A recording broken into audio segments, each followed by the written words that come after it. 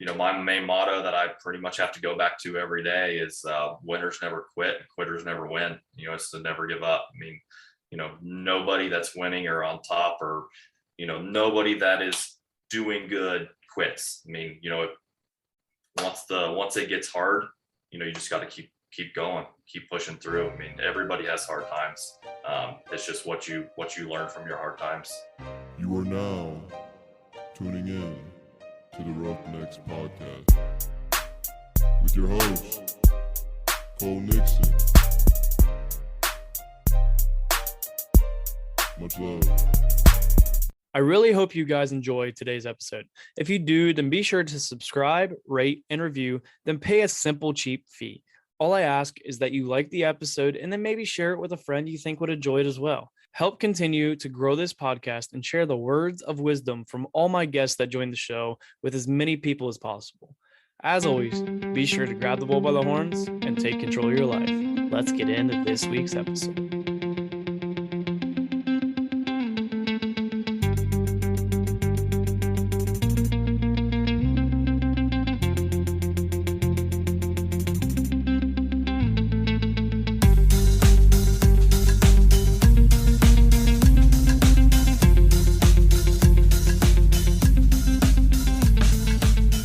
What's up, everybody? Welcome back to the Roughnecks podcast. This is episode 56. And before we dive into this episode, I want to say thank you to everyone who made a purchase for the fall sale. Just got a text. Today is Wednesday, but this episode comes out today's Tuesday, and this episode comes out on Thursday. Just got a text that all of the shirts are done, so the orders will be getting out here soon. I still do have the smaller items for my YouTube watchers, the hats. I still have some hats, the wristbands, koozies, still have those for sale. If you want something like that, shoot me a message on social media or email me at roughneckspodcast@gmail.com and I'll get it out to you. The shirts and stuff, you may have to wait. I only make a certain amount at the times of the sales. But if I have enough people who want shirts, I'll put in another order to my shirt girl. But new month, new topic, and continuing with this topic of hard work, I have someone joining me today that has worked his ass off to get where he is today. Kyle Chaney, welcome to the Roughnecks podcast. Oh, thanks for having me. I really appreciate you coming on. This has been a long time in the making. Finally, actually ended up connecting with you in Pataskala and then getting you on. And I messaged you a long time ago and you didn't even see it, which happens every day to me. So it doesn't matter. But I'm really glad that I finally able to get you on because, the hometown thing and just where you've been and how you've came up, it's very impressive. Well, I appreciate it. Yeah, I know it was going to be hard getting on with you. I know we had a 6:30 scheduled today, but I'm sure you know what I was doing. I had a buck I was hunting, so. Yeah, I was actually sitting there, and I almost went out today, and I was like, I know what's going to happen. Because I got off work early. I was like, I know what's going to happen is today would be the day that I get it. And then all of a sudden I'd be like, crap, no, I can't record. So, but if you would have got anything, I'd have been like, no, that's fine. I understand 100%. Oh, I would have came back. I'd have let him expire and then come back and do shit with you and then go back out after him. But no, I mean, I've been after him pretty hard. He's actually been showing up in daylight, but I didn't see nothing today. I've seen him the last 4 days. And then today I didn't see nothing. So it's kind of a waste of time. Yeah, we're going to get into the hunting side of things because that's something that we have in common. But first, I like to allow my guests to give a background on themselves. So tell the Roughnecks listeners who Kyle Chaney is. Hey, my name's Kyle Chaney. I am a professional off-road racer. I race for Factory Can-Am. I've been racing with Can-Am for 10 years now, so over a decade. And I race a Pro 4 in the Champ Series. So first thing we are going to talk about is the hunting side of things. And because we do have that in common, that's something that we both like to do. But you're a big hunter, aren't you? Yeah, I mean, so like if I'm not racing, I spend, I'd like to say 100% of my effort on racing. But when I'm not racing, I'm spending 100% of my effort on hunting. So in like the last, 7-8 years, I usually have a target buck I'm going after. That I usually watch from years prior, now, hunting is so advanced, you have trail cameras that send pictures right to your phone instantly. So, you can almost monitor these deer, year round, which I do. I have 10 to 12 different spots that I keep cameras on year round. And, I watch these deer and watch them from a young age. Actually, the deer I shot 2 years ago, we've been watching him for about 6 to 7 years. He was 8.5-year-old deer. And we knew he was going to be something really good. And last year, 2 years ago, I ended up harvesting him at 8.5. And then the deer I shot last year, watched him for 4.5 years and decided to hunt him last year. We figured it was his biggest year, and I ended up getting him also. But this year, it's kind of like an off year. A lot of my up and comers, I always watch like the deer between 2.5 to 4.5 are like the most vulnerable age of getting killed. Like that's when they're like, they're horny and they're running around with like chickens with their heads cut off. So I like keeping like my deer, like I like to say my deer. They're not my deer, but because they're not pinned. They're all free range. But I like saying my deer because I feed them. I give them mineral. Like one of the deers a couple of years ago was injured. And I just keep pumping him full of protein. And he'd come to it every day. I could have shot him if I wanted, but I wanted him to make another couple of years. So we keep an eye on these deer all year round. So, but anyway, last year all my up and comers got shot, every single one. Shotgun season last year, we had a cold spell opening day, and almost all my up and comers got shot opening day of shotgun last year. So I didn't have anything to hunt this year. I've been looking for deer, and one showed up like a week and a half ago. So I've been hunting hard for him, and he's a monster. So hopefully I can get him and put some pictures up on my Instagram for you guys to see. But he's going to be tough to kill for sure, especially now. They're kind of in that October lull where they're kind of off feeding, and when they do feed, now they're going to feed at night. So it's almost got to wait till rut now. Yeah, I know. That's one thing, because I've been out and like I'm seeing them, but I'm not seeing the one that I want to see. But I like how you said my deer. I do the exact same thing. I think that's something like once you really get into it, you start like doing all the preparation and like actually putting the time in. It does feel like your deer. And like with the property I hunt, it's my brother-in-laws and sisters, but my family hunts it too, but I always say that's my deer. And they're like, well, if we shoot, and I'm like, yeah, you guys, I mean, I'm not going to tell you can't shoot it. I'd want somebody to shoot it, but I'm the one who does all the work, takes the time. But once you put in that work too, I realized like a lot of my friends, and when I was younger, I didn't like put in the time feeding and like doing trail cameras, doing everything you had to do. And, I wasn't seeing as many deer. And then all of a sudden the past couple of years, I've really started to put in the work, and it's crazy what a difference it makes. Yeah, no, it is crazy. The more work you put in, the bigger deer you'll shoot. And like I haven't shot bigger deer every year, but now I pretty much have like some people shoot a 1-year-old and they're happy with it. Some people shoot a doe, they're happy. When I started out hunting, that's how I was. I just enjoyed hunting. Now, I can't do it. Like now I have to have a deer that I think is at least 5.5 years old for me to hunt. I want them to be mature. They're by far the hardest deer to hunt. Especially I do all my hunting with a bow. It's just, I do like the challenge, and, I like watching the deer grow up. I like, having trail camera pictures of them, from a spike all the way up to a 200-inch deer. So, it's really awesome to watch like a deer like evolve or like grow up through the years. It's amazing. They go out and try to find their shed antlers. Like you said, the more time you put in, the bigger deer you can shoot, and you have to pass on them 140s, 150s, even 160s sometimes if you want to shoot a booner. So it's definitely tough. Once you start shooting bigger deer, like you just want bigger and bigger and bigger and older and older and older, and it definitely gets tough. And picking, there's not just booner deer in every wood, so it definitely makes it tough. Yeah, because like I remember last year, I have 8 points, 10 points walking in this year that I would have 100% shot last year. But since I got my buck last year, I'm like, now I want to go bigger. Like these I want to let grow. Like in a couple of years, yeah, they might get shot. But right now they gotta wait. They get to wait their turn.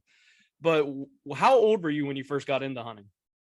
So actually, my buddy Jet, I was late. I did a lot of fishing and stuff younger, but my dad was never a hunter, and no one in my family really was. So I didn't really get into it. But my buddy took me once when I was 16. Gave me a crossbow and sat me on the ground, and a couple does walked out, and I didn't shoot any of them. I shot at one and missed, but like just that experience was awesome. Just like the does. And then I started hunting my grandpa's property, and I shot a button buck. My first buck, it was a button buck, and it's crazy to think now, the deer that I do shoot. But I just remember that adrenaline you get from it. And it's like, I only get that adrenaline sometimes, and it's, it's only at some races and some stuff. I mean, the Pro 4 definitely gives me that adrenaline, but like having even a small buck, like I said, depends on what you're after. Like right now, having a mature buck come in, it's crazy adrenaline. Like I don't even know if racing a Pro 4 could top it, but shooting a monster buck or even having a deer within bow range of you, makes your adrenaline just skyrocket. And it's one of those things, especially because I just got out of football last year, was my last year of football, and like it's the closest thing. It probably, like you said, more adrenaline rush and like that. Like it's almost a competition. It's a competition against you and the deer, and it just gives you a rush that you don't get unless you like through athletics you get it, but that is just a whole different thing. And with football being over, it is it's the closest thing I can get to that, and it gives me something to look forward to in a way. Yeah, no, for sure. And people think like, because they hit them with their cars every day, they're like, oh, I could go out and get a deer. I hit one with my car, last year. They're easy. They are not, especially if you want the older ones and you're after the mature bucks, like they are, born natural surviving machines. They are probably mature whitetails, probably one of the most toughest animals to hunt. I mean, they have an incredible sense of smell. I mean, if you intrude their area, like if just walk through it more than once, like they become nocturnal. Like, they know that what you're there to do. And, people just think, oh, you can just throw a corn pile out. And no, I mean, yeah, you can get some deer coming into it, but, mature buck is going to go downwind of that corn pile. Yeah, you can shoot them off them every now and then, but like I said, they are a surviving machine. And even when you shoot them, like if you don't make a good shot, like they will live. I mean, they will live with, missing legs. I've seen deer, live with, shots that I thought were they were only going to go 100 yards and die. Actually, the deer that I'm hunting right now, got hit by a car and has a broken hip. And, and he can still run. Like I've watched him run. I mean, he has trouble getting around, but like, when he's scared, like he still runs. Like these things are insane. Like I want to kill him. That way I can, really look at him and, see how hard he was hit, but he was hit very hard. I mean, it was hard enough that it messed up the rack on the other side. Usually when a deer is injured on one side, it messes up the rack on the other side. They usually have an abnormal rack. And this he was hit hard.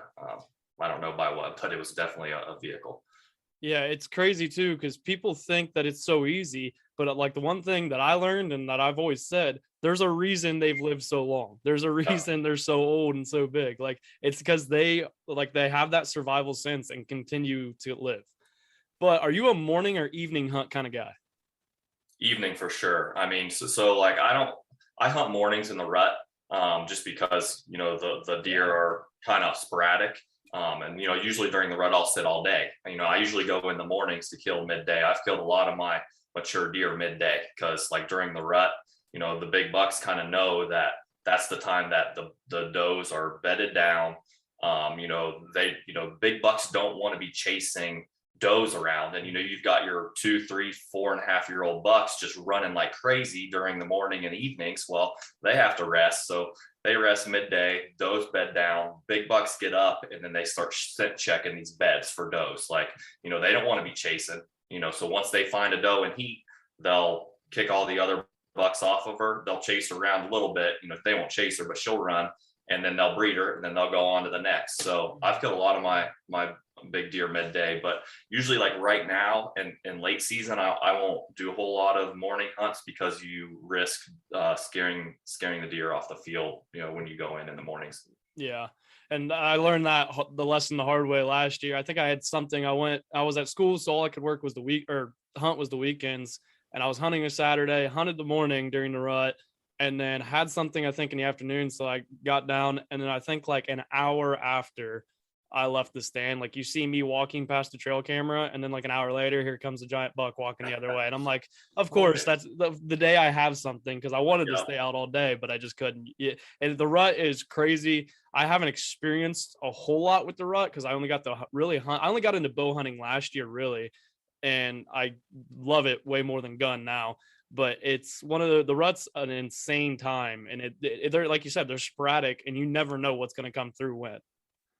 No, there's really no better time to be in the woods than rut. It's fall, the leaves are coming off the trees. It's cool.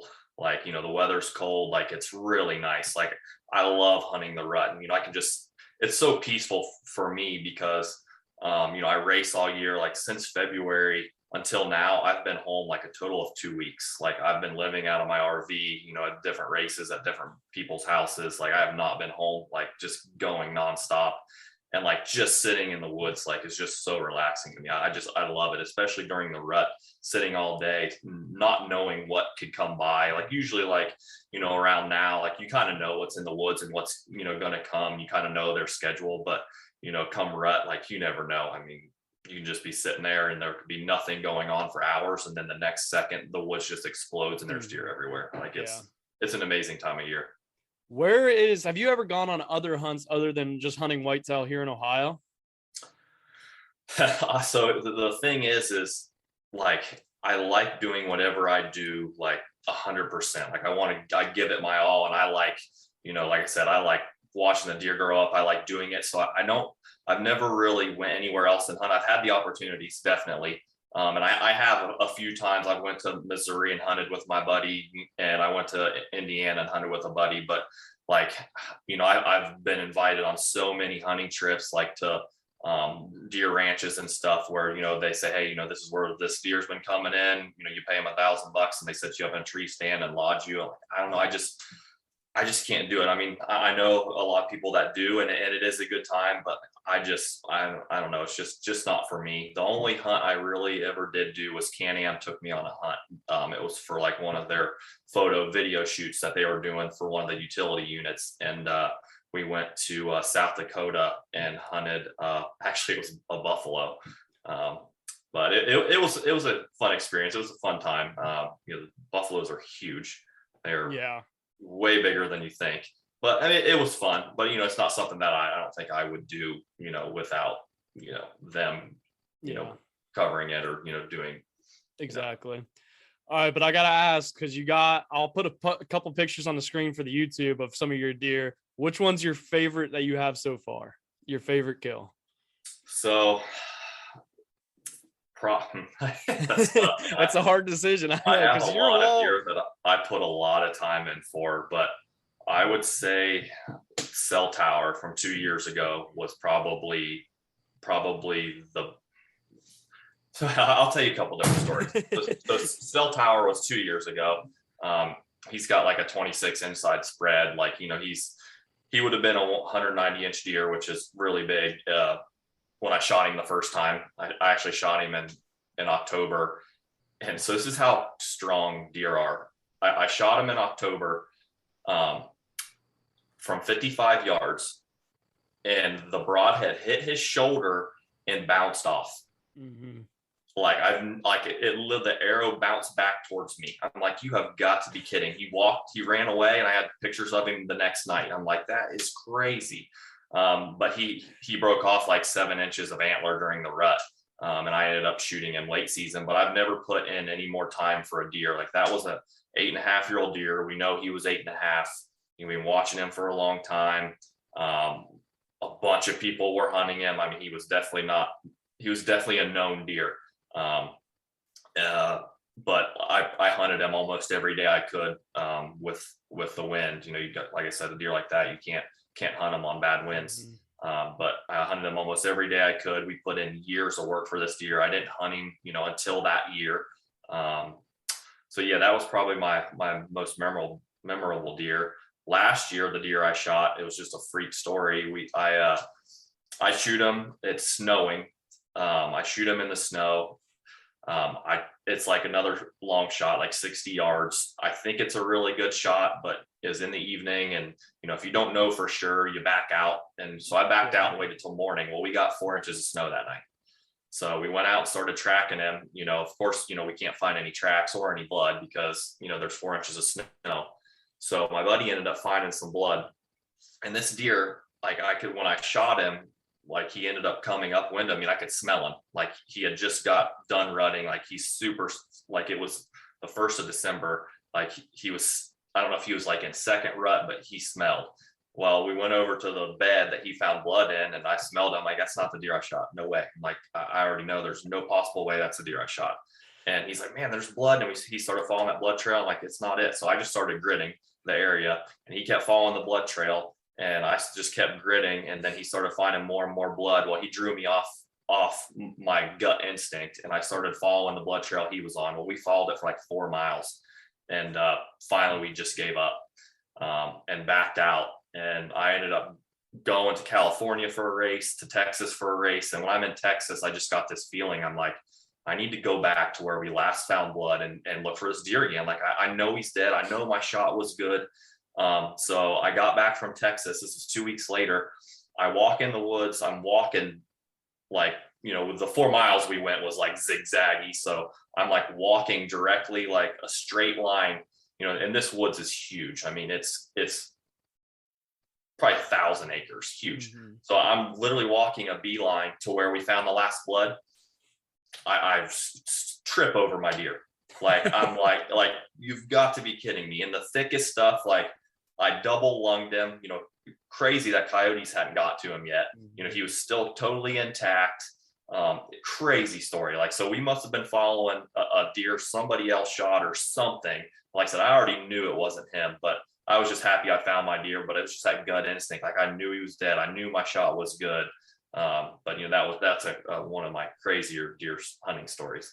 Well, you had to just or was it last year that you had to pull the one out of the creek or the river or whatever? Was that well, so that was funny story there. So we have to use the property I hunt crosses a river, and you either have to go all the way down to the railroad tracks to get across, or you can use a kayak. Well, we used a kayak, and I thought it was a good idea to put both of us in a kayak. And the river was raging, and it was probably 16 foot deep, and it's 40, 50 yards wide. Well, we fell in, and it was snowing, and it was cold, and he fell in, and I looked at my buddy, and he looked like he was gonna die. Like, it was like, I felt bad, but I'm not gonna let you die. But the look on his face was like, this is it. Like, we're done. Like, cause you couldn't breathe, and we're in heavy stuff, and like the current's trying to suck you in. Like, we're only freaking 5 feet from shore. I'm like, just swim a little bit. Like, we can get to shore, but we couldn't talk because, we fell in so fast. The water was so cold, like couldn't breathe and you couldn't talk. But anyway, we used the raft to get it back across the river. But that was the year before. It was that same spot, which is really unusual for me to shoot 2 deer in the same spot. At least back-to-back years, because usually you don't have 2 shooter deer in one spot back-to-back years. But we'll get into the oh wait, one more question on the bow. What is your bow setup? What do you have? So my buddy does a lot of the pictures and stuff for Hoyt, so he got me hooked up with Hoyt a couple years ago. So I get their new bow every year, and they just sent me the RX5. But I'm still shooting my RX4, and I haven't even set up my RX5 because, like I said, the deer that I'm hunting, he was usually coming out in the same spot, and I can shoot my RX4 100 yards and hit a 5 plate. So he's been coming out, like the closest I can really get to him without scaring him is like 80, which I'm so comfortable at 80 yards with my RX4 that I haven't even tried to set up my RX5, but it's an 80-pound RX4. All right, but now we'll get into the side-by-side things. When did all the side-by-side racing, when did all that start? Man, well, I raced dirt bikes as a kid. My dad got me into racing dirt bikes, and we got picked up by KTM, like their amateur program, racing off-road, when I was 12, no, probably 13, 14, 15. And then I tore my ACL when I was 16. We won some amateur championships, and we're starting to move towards the pro ranks. And I tore my ACL practicing. This was kind of while we were racing my first year as an A rider, as a pro. So I kind of had to take some time off for that, and then I just kind of kept injuring my knees. I ended up having 5 knee surgeries after that. And, I loved racing. I didn't really play many school sports because I wish I would have now, but because of racing, it took up so much time. And, as a kid, I'm sure growing up, everybody wants to be a professional football player when they're a kid, or professional basketball player, or whatever. So that's what I wanted to do. I watched the guys making money at it. I wanted to be them. And, as like a young teenager, like I felt like I was good enough. My parents felt like I was good enough. My sponsors felt like I was good enough. Well, then I started getting hurt, and I just couldn't keep my knees good. Like I'd have a surgery on one knee, and then I'd like overcompensate on my other knee, and then I just end up tearing it. And right now both my knees are torn, but I just deal with it. I just kind of, it wasn't even worth getting them fixed anymore. Just the cartilage buildup around them is enough. I just don't play basketball or anything like twisting sports. But so that's kind of how it all started. I still was racing dirt bikes until like 23, and I just knew I wasn't going to make it. Like I was good, but I wasn't that good. And I still had the drive though. I still I knew there was something more. I knew there was more than, me going doing a 9-to-5 job, which, I'm not saying is a bad thing, but it wasn't for me. It's not for everybody. That's what I've learned. And, people expect when you go to college, especially because I went to college, and they're like, you're supposed to go get a 9-to-5 after, but that's not for everybody. And no, it really isn't. Yeah, no, it really isn't. And I knew back then it wasn't for me. I wanted to, I knew there was something that I could do, more. And I really liked racing, but I just knew like, even at 23, like that's too old for dirt bikes. Like you're past your prime. Well, anyway, I ended up getting hurt again. And, so I didn't have, side-by-sides just started coming out. They've been racing them for a couple of years in the series that I was doing. And, I didn't have the money to buy one at the time, but, my grandma gave me a loan for a Can-Am Commander. She's like, if you get off those stupid dirt bikes, I'll give you a loan. I'm like, okay. So, she gave me a loan, and I went to North Carolina and bought the first Can-Am Commander I could get a hold of. And, like I said, I didn't know anything was going to come of it really. I was just kind of doing it to heal myself, to stay racing for dirt bikes, because I still wanted to race dirt bikes. Well, me and my buddy go out for the first race, and we're doing really good. I felt like we were doing really good. And, this was a stock unit. Everybody else is out there and fully built race cars. We're racing against like Polaris National Guard team, like the factory Can-Am teams. Like there was probably at least 15 pro teams, that are sponsored by big names at the time. And we're just in a stock car. Like, it would almost be like taking a Toyota Camry out and racing in NASCAR. Like, I mean, not quite, but pretty close. And so anyway, we raced the pro class because that's what we wanted to do. And we never thought anything would come of it, but we ended up hitting a tree and breaking. Like, man, that was really fun. So we go to the next round, and it's super muddy, super nasty. And me and my co-pilot, we take off, and we had no idea, but we're winning the race. Like after 4 laps, there are woods races. So this race is an hour long. They're like races through the woods, like through creeks, up hills, like I think this track was like 6 miles long. Well, anyway, like we're on the white flag lap, and we're winning. We have no idea we're winning. And so anyway, we're winning, and there's this guy that's on fire. Like his car caught on fire. So we stop, my co-pilot gets out, puts him out, puts the car out, because they couldn't get unbuckled and get to their fire extinguisher. So we got them put out. Like I said, if I knew we were winning, I don't know if we'd have stopped. Maybe we would have, maybe we wouldn't have. I don't know. But anyway, we got them put out, and we take off, and we get to the finish line, and they had called the race the lap before because it was so muddy and the track was so bad that they couldn't even get people through the scoring chute anymore, because the ruts were so deep going into scoring that there was 30 people stuck and they couldn't even get into scoring. So we ended up winning that race, the overall out of everybody. Factory Can-Am comes to me on the podium, is talking to me, gets my number. The next week they call me and they're like, you want to race for Factory Can-Am the rest of the year? I'm like, well, yeah, that's awesome. So, and then we raced for their factory team the rest of that year. And that's pretty much when it started. And that was 2011. It's been a long ride since then now, but how many side-by-sides do you own? Because you have a pretty sweet garage or barn. I think it's your garage right off your house that is loaded with some cool shit. How many do you currently have in your garage? Uh, 4 and a pro. Well, 1, 2, 3, 4. Well, I'm building one for a customer. So if you count that, 5. I have customers that want race cars, so we build those too. But yeah, 5, including the one I'm building and a Defender that I use for hunting, and then I have a Pro 4, also the trucks in there too. But we usually sell our race cars at the end of every year. So I've already sold one. We sell them around this time once season's over, and then we'll start building new ones for the next season. I was gonna ask, what's the racing season like for you guys? Is it, so obviously you have a season, is it similar to like what motocross is, where you have like a point system at each race, or is it how is it set up? Yeah, but it's a little bit, it is, yes. So there are series like that. So like the Champ Off-Road series, where I race the Pro 4 and I race the side-by-side too, it's set up just like that.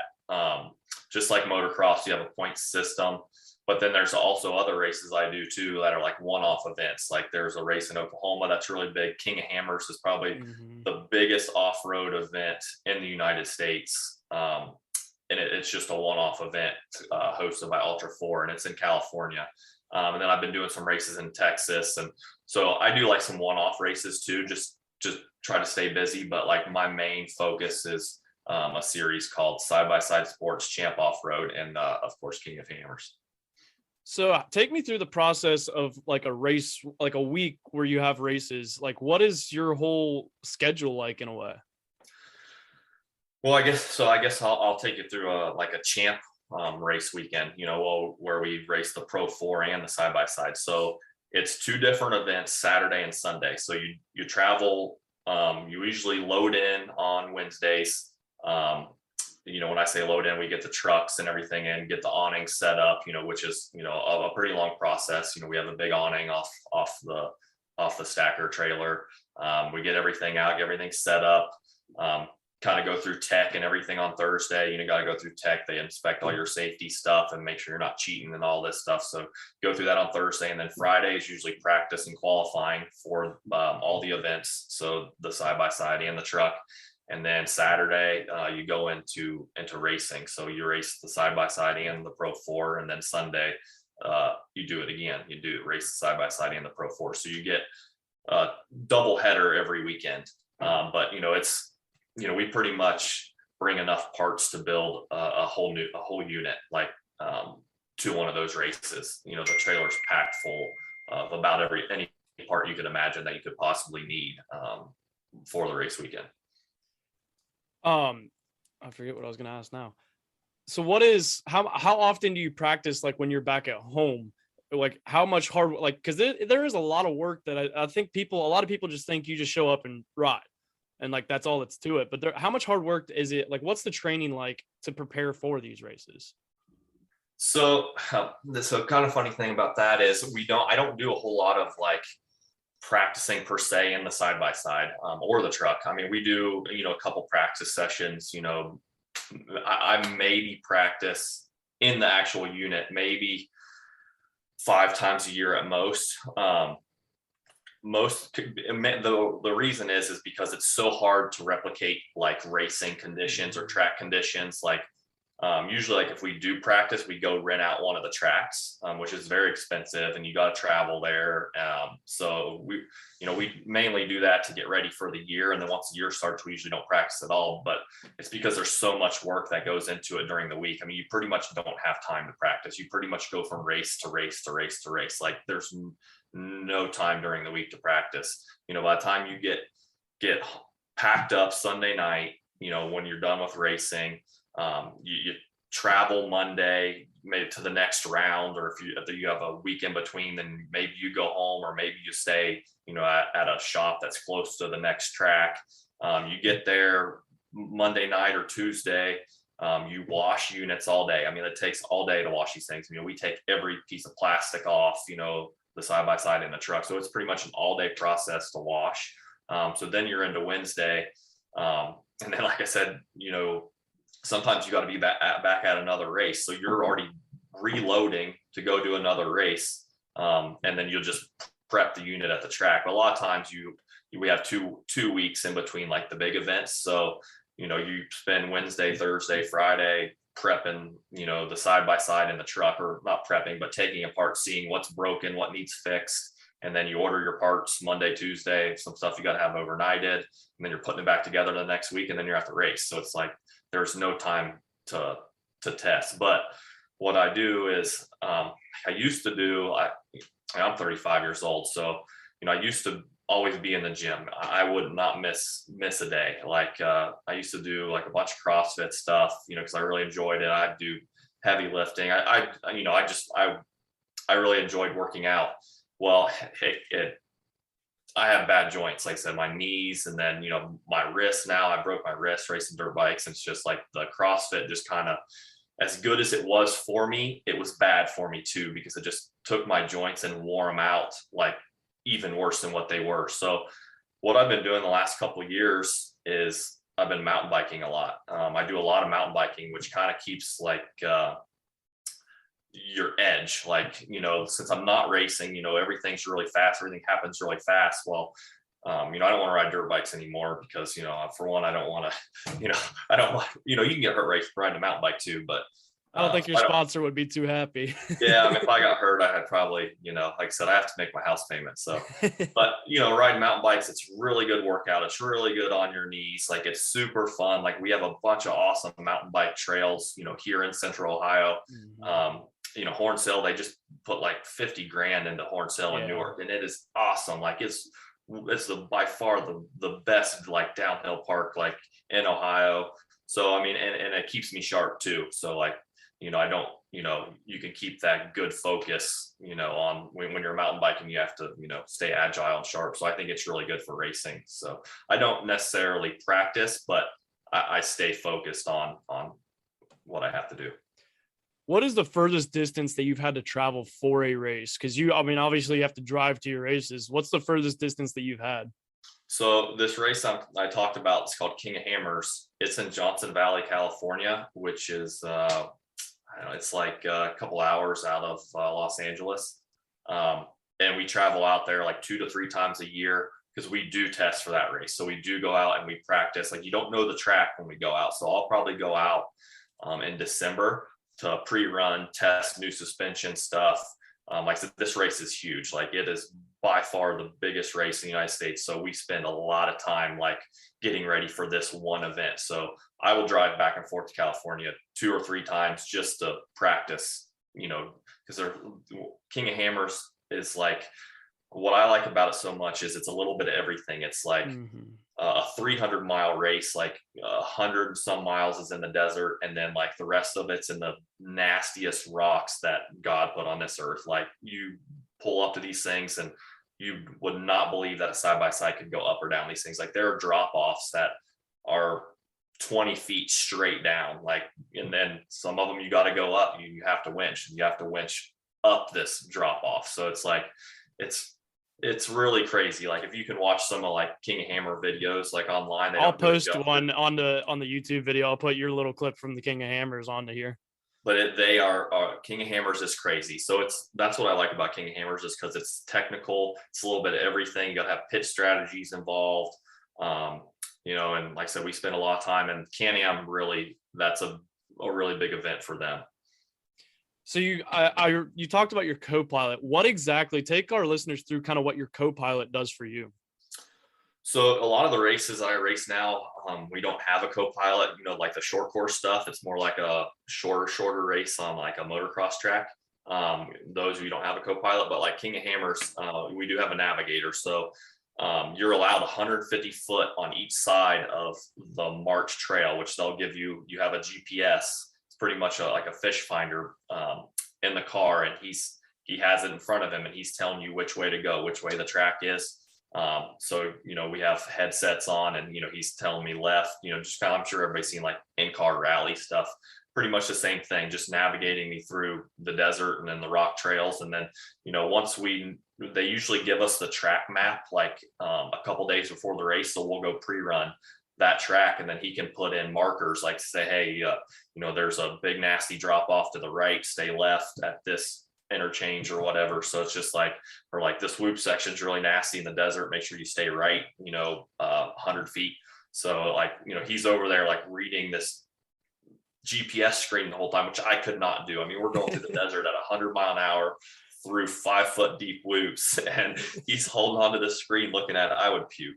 There's no way I could do it. I mean, my props are off to anybody that can co-pilot, but it's just not for me. But then, they're also over there to help winch and moral support too. I mean, actually the first race, we did a desert race out there. So it's like, I raced 3 different events out there, like a desert race, like the rock race. And then I raced the side-by-side against the trucks, the 4,400 trucks.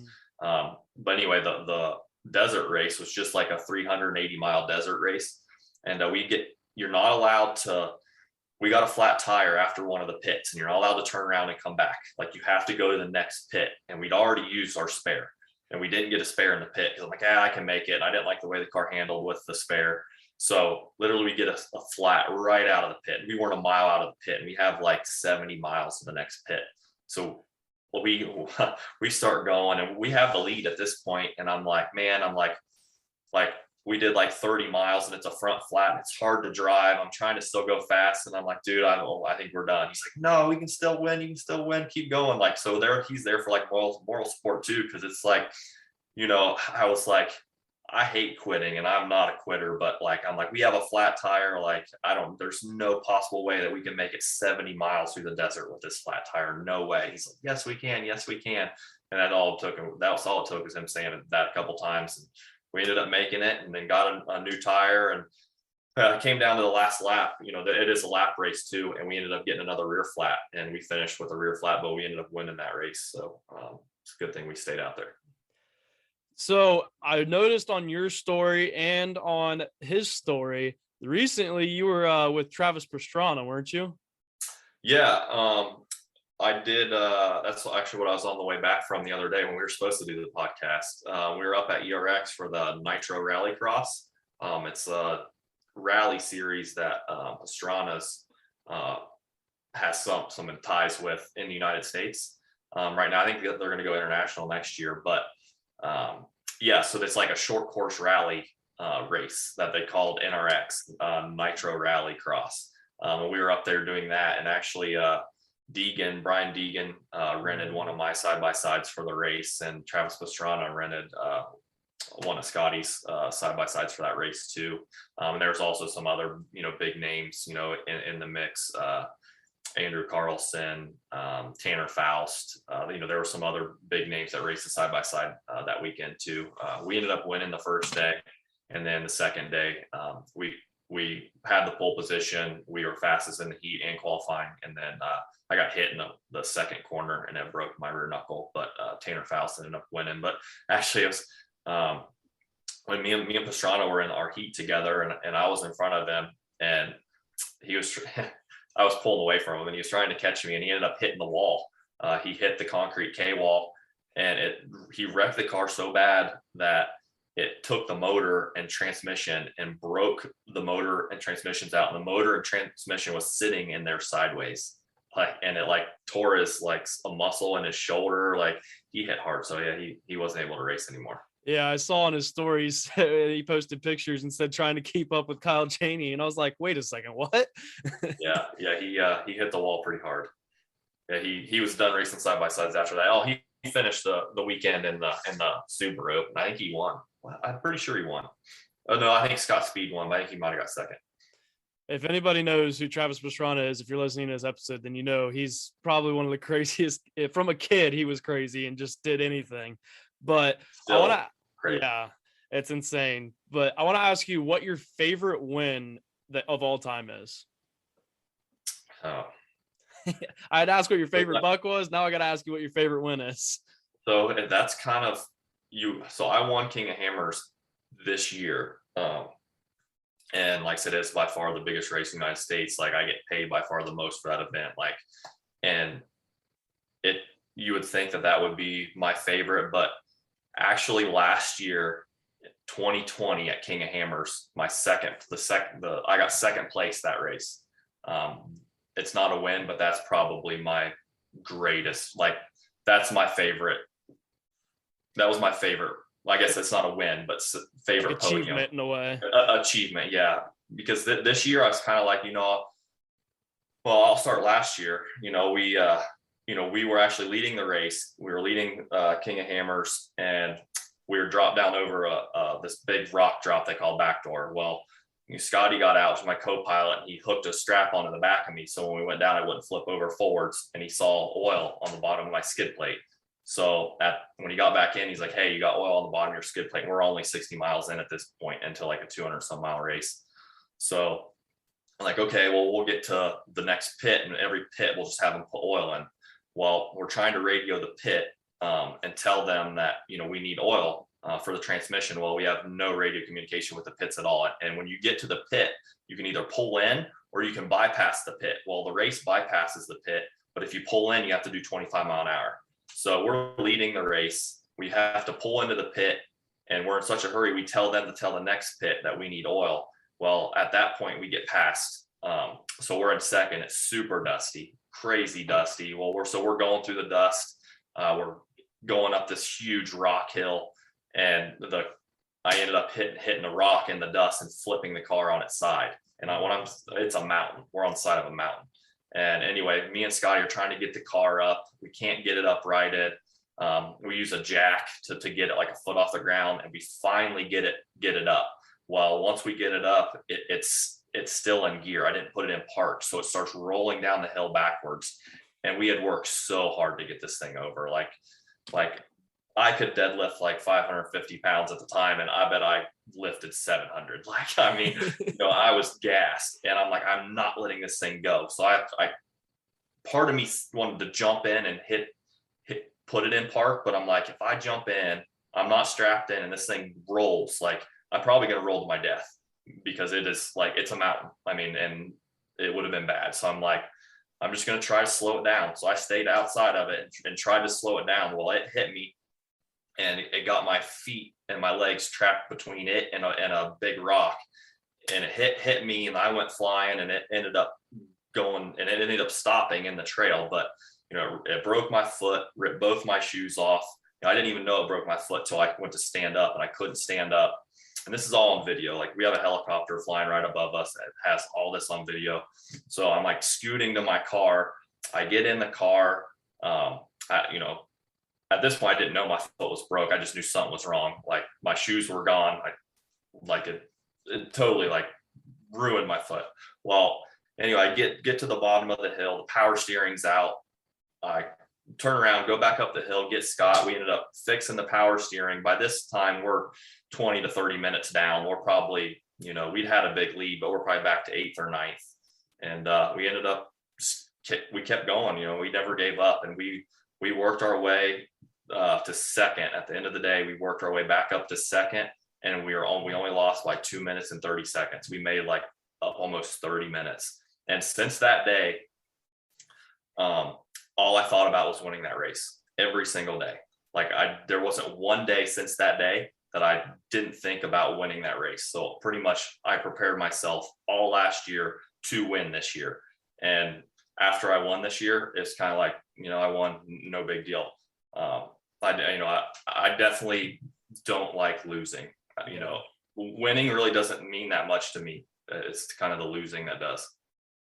Oh, 100%. And like, I've said on this podcast a lot, and I feel like this relates to you. Your losses will teach you more than your wins will. That one little, you got second, but it's the whole Ricky Bobby thing. If you ain't first, you're last. And once it, like, that kind of fueled you for preparing, and then look what happens. You go and win it.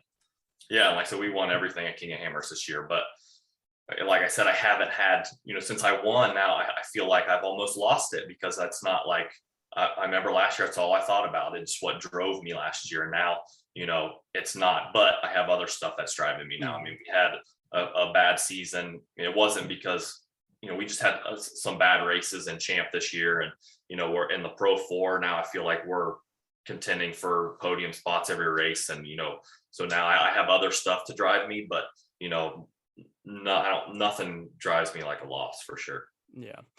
I want to ask you this. I have 3 questions that I like to ask all my guests. And my first one is, what are the goals of Kyle Chaney going forward? Oh, man.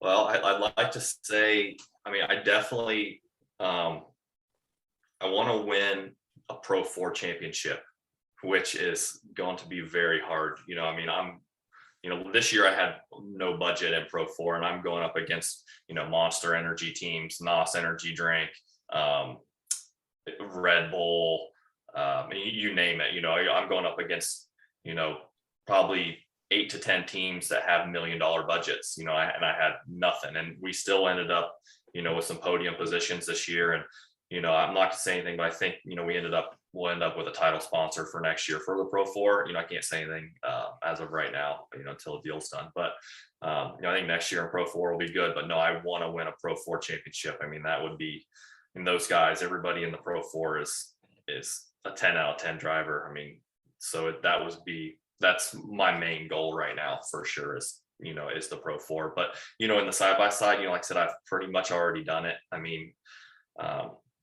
I've won pretty much every big championship or big race. Actually, I was supposed to go do the Baja 1000 this year, but it's during rut. So I kind of like, I'm kind of like over racing right now. That's my time to be in the woods. And, like I said, it doesn't mean nearly as much to me as being in a tree stand, because I feel like it's not something that I'd like to do the Baja 1000, but it's not like something that's on the top of my list right now. But like I said, I've already won most of everything I wanted to win in a side-by-side. Yeah, I want to keep winning. The competition's getting better. You've got young drivers coming in. So to keep winning, you got to stay sharp and keep after it. But, for the side-by-side, like I said, I don't really have any goals except to stay on top. Yeah, you got to keep that balance though, because otherwise you start to almost go insane. Because being in the woods is almost therapeutic as someone like you. It's like you relax 100% in the woods. It's crazy what, sitting there watching the sun go down or going out in the morning, watching the sun come up. It's very relaxing and it helps balance you, it'll get rid of some of that stress that you might have. But who is your biggest inspiration? I guess I should say who or what. Oh man, I don't know. That is really a tough one. And I'm gonna have to think about this one for a second. Oh, yeah, I don't know. You kind of stumped me on that one. Man, I wish I had a comeback for that. I don't know. My biggest inspiration.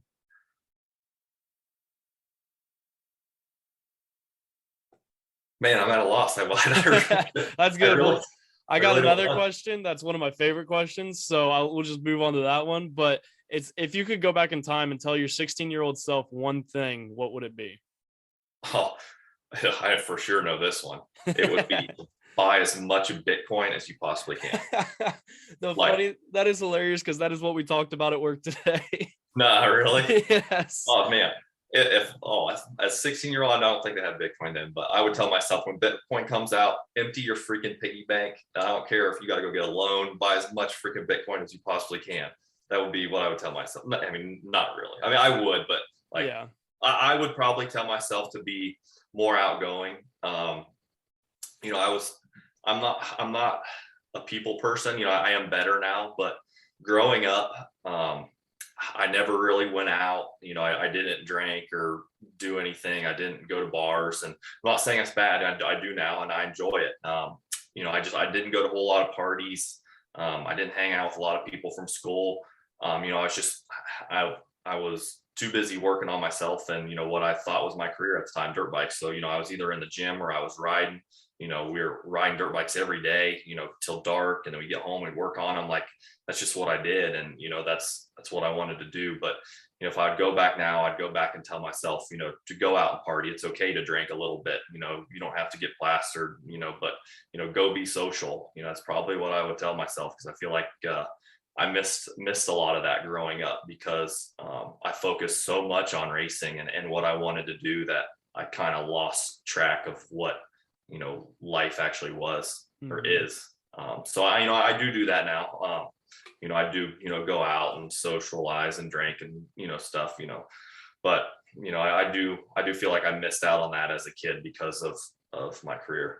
Yeah, that's you see it a lot in people. They sometimes let let their career get in the way of their other parts of life. And like I talked about, you have to have that balance of things in your life, because otherwise your career can start. That's where people, not saying like marriages, you see marriages get that like fail because of people being too invested in one or the other. And it's good to be invested in your career, but if you have like a family and stuff, you have to balance all that kind of stuff.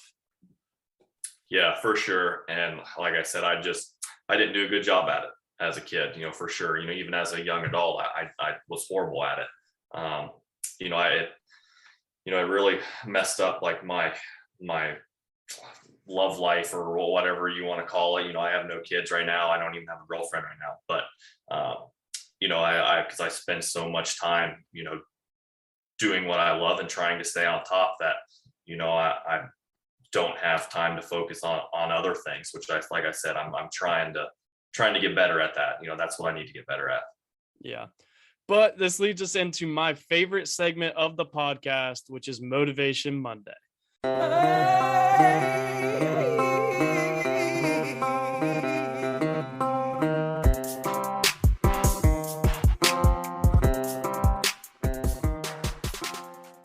This is the point in the episode where I allow my guests to give the Roughnecks listeners a little inspirational bump to set the tone for their week as they listen. So what does Kyle Chaney have for Motivation Monday on a Thursday?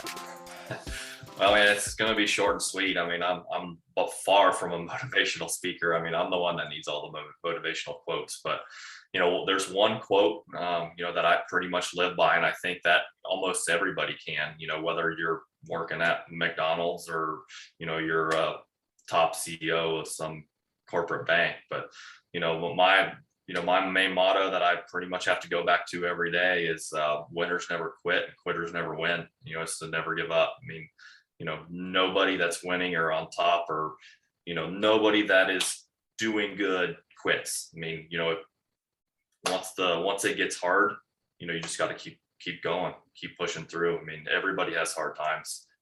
It's just what you learn from your hard times.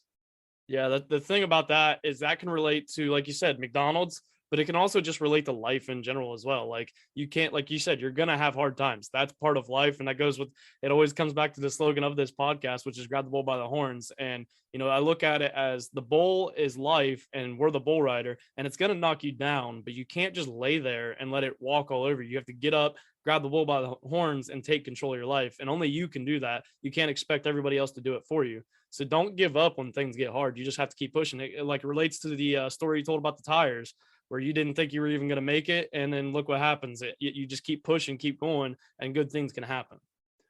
Yeah, no, for sure. Like I said, I don't have a whole lot, but that's probably one good quote that, can relate to everybody. But with that, that's a wrap on episode 56 of the Roughnecks podcast. Thank you, Kyle Chaney, for being a guest on this episode. Where can people follow you and your career on social media? I'm probably most active on Instagram. I don't even know my Instagram handle, Kyle Chaney 191, maybe.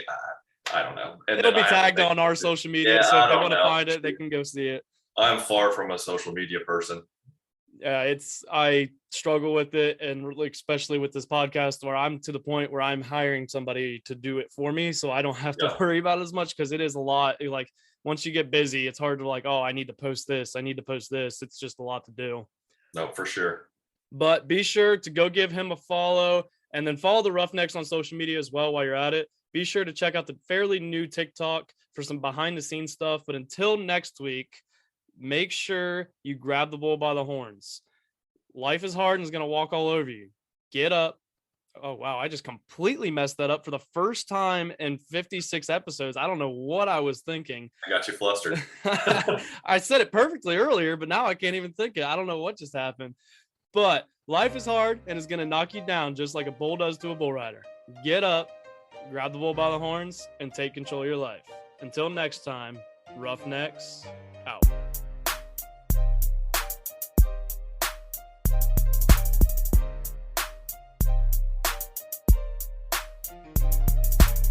Thank you guys for tuning in to this week's episode of the Roughnecks Podcast. If you enjoyed this episode, then do a couple things for me if you would. Subscribe, rate, and review so you don't miss any of our future episodes. Then share this episode with a friend so that we can continue to spread this podcast and share my guest stories and advice. You guys know the deal, though. Until next time, be sure to grab the bull by the horns and take control of your life. Roughnecks out. Oh, thank you.